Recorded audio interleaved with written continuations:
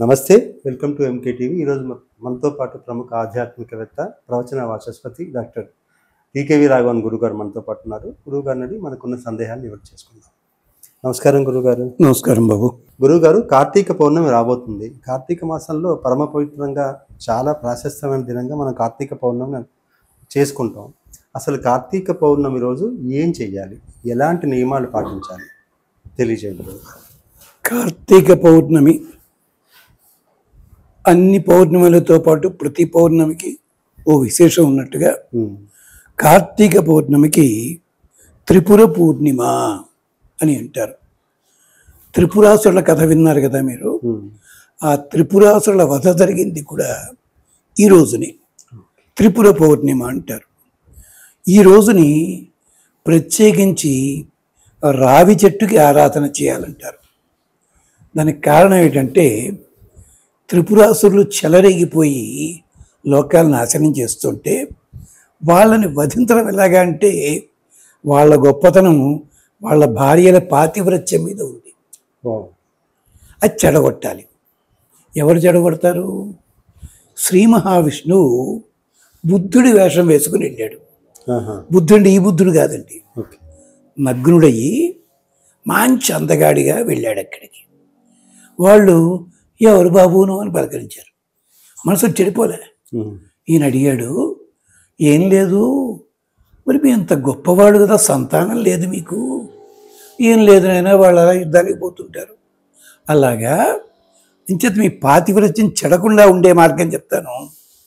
అదిగో అక్కడ రావి చెట్టు ఉంది కదా, దాన్ని కౌగిలించుకొని నమస్కరించండి. రావి చెట్టు లోపల స్వామి ఉంటాడు కదా.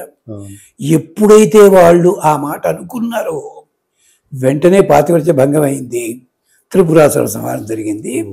ఇది అక్కడ చాలా గొప్ప కథ, ఇది చాలా విశేషమైంది. అదొకటి. రెండోది. మూడోది, ఈ పౌర్ణమి నాడు పితృదేవతలు మన పూర్వీకులంతా కూడా భూమండలం మీదకి దిగొస్తారు మా పిల్లలను చూడడం కోసం. మరి వాడు మార్గదర్శనం చేయాలి కదా, అందుకని జ్వాలాతోరణం కట్టాలి. అందుకనే జ్వాలాతోరణం కట్టి పల్లెటూళ్ళలో ఇప్పటికీ 2 రోడ్ల దగ్గర ఎడాపెడా స్తంభాలు పాతి జ్వాలాతోరణం కట్టి కింద నుంచి ఎడ్లు, గేదెలు, ఆవులు ఇవన్నీ పోతాయి, మనుషులు పెడతారు. తద్వారా వాళ్ళకి రోగాలన్నీ తగ్గుతాయి, సంపదలు కలుగుతాయని చెప్పి శాస్త్రం. ఇది బ్రహ్మవైవర్తం, వాటిలో కూడా చెప్పారు జ్వాలాతోరణం. తరువాత ఇప్పుడు ఈ రోజుని ప్రత్యేకించి స్త్రీలు దీపం వెలిగిస్తారు, పురుషులు ఆరాధన చేస్తారు. నిజానికి స్త్రీకి జ్యోతికి దగ్గర సంబంధం. తప్పర్థాలు చెప్పుకుంటారంతా కాదు. చీకటిలా తాండవించి లోకానికి మసిపోయడం కన్నా ప్రమిదలో కట్టుబడి పసిడి వెలుగులు అందించడం మిన్న అన్నారు నారాయణ రెడ్డి గారు. స్త్రీలు లాంటి వాళ్ళు ప్రమిదనే కట్టుబాటులో ఉండి తాము వెలుగుతూ దగ్గర ఉన్నట్టయితే కాంతిని, వేడిని, వస్తు దర్శనాన్ని, దూరంగా ఉన్నట్టయితే కాంతి వల్ల ధైర్యాన్ని, ఎక్కడో ఉండి మనసులో వస్తే ఒక ప్రేరణ, అన్ని లక్షణాలు ఉన్నాయి వాళ్ళకి. అందుకని దీపాలు వెలిగించాలి. ఇందుకని కార్తీక పౌర్ణమి. ఇప్పుడు ఒకళ్ళు అడిగారు, ఏమండి యజ్ఞాల్లో దీపాలు వెలిగించరు కదా, గుళ్ళో దీపం ఎందుకండి అడిగారు పాపం. దానికి కారణం కూడా ఉంది. బ్రహ్మదేవుడు జీవులందరినీ సృష్టించిన తర్వాత వాళ్ళంతా పారిపోయారు బ్రహ్మను వదిలిపెట్టి. అంతే కదా, పిల్లలు పుట్టిన తర్వాత పోతారు కదా దూరం, అంతే. వాళ్ళు చీకట్లో పడ్డారు, వెళ్ళి బయటికి తీయడానికి లేదు. అందుకని బ్రహ్మగారు ఊదగృష్ణాత్ తన కుడి చేయి ఇలా పైకెత్తి 5 వేళ్ళు 5 దీపాలుగా వెలిగించి చూపించాడు. వాళ్ళు పరిగెత్తుకొచ్చి ఎవరికి దండం పెట్టాలండి? బ్రహ్మ కదా దండం పెట్టాల్సింది. వాళ్ళు ఏం చేయాలి? అయం స్తవామ ఇదం జ్యోతి, ఈ జ్యోతి దండం పెడదామన్నట్టు. బ్రహ్మదేవుడు తల పట్టుకుని దగ్గరగా రాజు. అప్పుడు స్వయంభూమను పుట్టాడు కదా, అతనికి చెప్పాడు, నాయన యజ్ఞాలలో ఎలాగ అగ్ని ఉంటుంది, నువ్వేం చేస్తావంటే నిత్య కర్మల లోపల దీపాన్ని వెలిగించు. నిత్య కర్మల్లో దీపాన్ని రాత్రి నిద్రపోయేటప్పుడు యజ్ఞాల్లో కూడా యజ్ఞకర్త ఉన్న చోట దీపం వెలిగించి నిద్రపోతాడు. ఎంచేత రాత్రి రాక్షసుడు వచ్చి వాళ్ళని చంపుతారు, యజ్ఞం పాడు చేస్తారు. అంచేత అగ్ని వ్రతపతేత్వం వయం సుమంది శ్రీమై, మేము బాగా నిద్రపోతుంటాం. త్వం సుజాగృహి రాక్షసానాం అపహత్యై, నువ్వు మాత్రం నిద్రపోకుండా ఉండి మెళుకగా ఉండి రాక్షసుని చంపు. ఇది దీపంలో వెలిగించడంలో ఉన్న అంతరార్థము.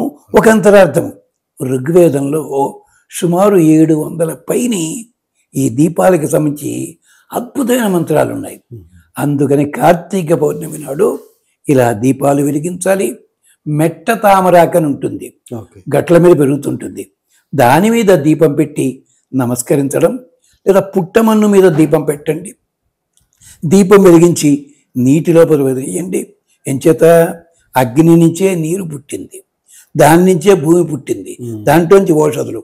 అందుకని కార్తీక పౌర్ణమి ప్రత్యేకించి ఆకాశ దీపం కూడా దీనికి మన పూర్వీకులందరికీ కూడా మేము క్షేమంగా ఉన్నామయ్యా, మీరు మమ్మల్ని ఆశీర్వదించండి అని చెప్పడానికి. ఇంకొక విశేషం చెప్పుకుని ఆకాశ దీపం అనేది ఆలయంలో పెడతారు కదా, మన ఇళ్లలో కూడా పెట్టుకోవచ్చు. ఇళ్లలో కూడా ఉండేది, ఓ స్తంభం పాతి పెట్టేవారు. అది అక్కడ ఎందుకు అంటే అక్కడ ఈ కార్తీక పౌర్ణమి కాగానే కృష్ణపక్షం వచ్చేస్తుంది కదా, ఇక వర్షాలు తగ్గిపోయి భూమి అంతా మామూలుగా ఉంటుంది. అంచేత కృతజ్ఞతావిష్కరణ, ఓ పరమాత్మ మాకు చక్కటిదంతా ఇచ్చావు. చలి వస్తుంది నిజమే, కాదని అంటలేదు. మళ్ళీ కొత్త మొలకలన్నీ వస్తాయి, కొత్త ద్రవ్యాలన్నీ వస్తున్నాయి. అందుకని నీకు కృతజ్ఞత చెప్పుకుంటున్నాం అని చెప్పి కార్తీక మాసానికి పూర్తిగా వచ్చే రోజు కనుక దాని పేరు. అలాగే మళ్ళీ ప్రబోధనగా రకరకాల పేర్లు ఉన్నాయి చక్కగా, అలాంటి పేర్లతోటి. అందుకని కార్తీక పౌర్ణమి నాడు దీపం వెలిగించాలి. అందుకనే దేవులపల్లి వారు చమత్కరించారు. ఆకాశంలో ఆమెని దీపాలు ఏ ముత్తైదువులు ఉంచారో అన్నాడు ఆయన. పాపం నక్షత్రాలను చూసి కింద కూడా అలాగా వీళ్ళందరూ కూడా దీపాలు వెలిగిస్తారు, మనకి క్షేమం కలుగుతుంది. ఇప్పటికీ పల్లెటూళ్ళలో కరెంటు ఇదంతా ఉన్నప్పటికీ ఇళ్ల ముందు దీపాలు వెలిగించి తీరుతారు. ఇది కార్తీక పౌర్ణిమ విశేషం. ఓకే, అంటే ఆ దీపాలు వెలిగించాలన్నారు కదా, కొంతమంది ఉదయం బ్రాహ్మీ ముహూర్తంలో, చాలా కొంతమంది ఈవినింగ్ అంటారు. ఏది ప్రాశస్త్యమైంది? రెండిటికి కూడా ఉంది. బ్రాహ్మీ ముహూర్తంలో ఉంది, ఈవినింగ్ ఉంది. ఎలాగంటే మరి స్నానం గురించి మీరు అడగబోతున్నాడో తెలియదు. బ్రాహ్మీ స్నానం అంటారు, చలికాలం కదండి, అడిగి వస్తుంటావు, ఎలాగేది ఇది చాలామందికి తెలియని రహస్యం. మీరు స్నానం చేస్తే మంచిది ఎప్పుడంటే పొద్దున్న సూర్యుడు ఉదయించే లోపల తెరవారుతుంది అప్పుడు. తప్పితే రెండోది సూర్యుడు అస్తమిస్తూ సూర్యుడు ఎర్రబడతాడు సరే, ఆ ఎర్రదనం పోయే లోపల స్నానం చేయాలి. ఎందుకు అంటే మీరు ఒక్కసారి రైలు మీద పెడుతుంటే బ్రిడ్జి కింద నీళ్లు చూడండి, పగటిపూటేమో ఎర్రగా కనిపిస్తాయి, రాత్రిపూట తెల్లగా కనిపిస్తాయి. మన కడుబెరిగా కాదు. పగటిపూట అగ్నిదేవుడు నీళ్లలో ప్రవేశిస్తాడు, సూర్యుడు బయట ఉంటాడు. సాయంకాలం కాగానే సూర్యుడు నీళ్లలో ప్రవేశిస్తాడు, అగ్ని బయటకు వస్తాడు. దీనికి కాళిదాసు దగ్గరించి బోళ్ళను కూడా వాళ్ళు చెప్పారు. తెల్లవారుజాముని నీళ్ల లోపల బయటకు వచ్చే సూర్యుడు ఉంటాడు, లోపలికి వెళ్ళే అగ్నిదేవుడు ఉంటాడు, వరుణదేవుడు ఉంటాడు, ముగ్గురు ఉంటారు. ఆ సమయంలో స్నానం చేస్తే వరుణశక్తి, అగ్నిశక్తి, సౌరశక్తి మనకు వస్తుంది. మీకు గుర్తుండే ఉంటుంది, బామ్మగారులు వాళ్ళంతా ఒకప్పుడు 90 ఏళ్ళు వచ్చిన దంతాలు కదిలేవి కావు, కంటి చూపు పోయేది కాదు, చెవి. ఎందుకు? వేదం చెప్పింది, ఎవడైతే ఈ 2 కాళ్ళలో స్నానం చేస్తాడో వాడి చూపు బాగుంటుంది. సూర్యుడు, దంతములు కదలవు, అది వరుణదేవుడు ఉంటాడు లోపల. నాలుక రుచి తప్పదు, అగ్నిదేవుడు ఉంటాడు, వీళ్ళ కరుణ కలుగుతుంది. దీనికే వేదం ఇంకో జోకులా కూడా చెప్పింది. ఒక ఇంటి లోపల 3 ఉన్నట్టయితే పెద్దలు, నీకు ఒక్కడితోటే పని ఉందనుకో, ఒక్కడికే దండం పెట్టి వచ్చేస్తే మిగిలిన ఇద్దరికి కోపం వస్తుంది. అందుకని ఒక్కడితోటి పని చూసుకో, ఈ ముగ్గురికి దండం పెట్టు. అంటే తెల్లారుదాం స్నానం చేస్తే ఏమవుతుందన్నమాట, అగ్నికి దండం పెట్టినట్టు అయింది, సూర్యుడిని గౌరవించినట్టు అయింది, ఆ తర్వాత వరుణదేవుడిని గౌరవించండి. అందుకని మరి ఎందుకయ్యా చదివేస్తే వణుకుతాం మనం? ఒక్కసారి బస్సు ఆగితే జనాలంతా ఒక్కసారి దిగాను కూడా నడు పక్కన ఇచ్చాడు బస్సు షేక్ అవుతుంది.